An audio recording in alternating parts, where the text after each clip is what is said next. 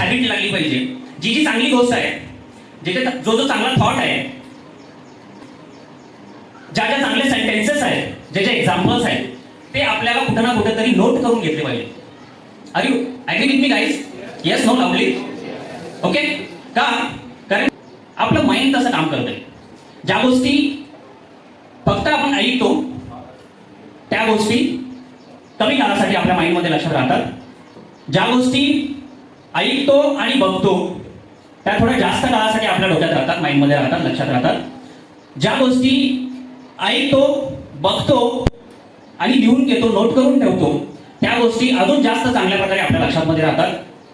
आणि लास्ट, ज्या गोष्टी ऐकतो, बघतो, लिहून घेतो आणि कधीतरी कुणाला आपण एक्सप्लेन करतो, एकमेकाच्या मध्ये शेअर करतो, त्या गोष्टी आपल्या लॉंग टर्म मेमरीमध्ये राहतात. You understood? Got my point?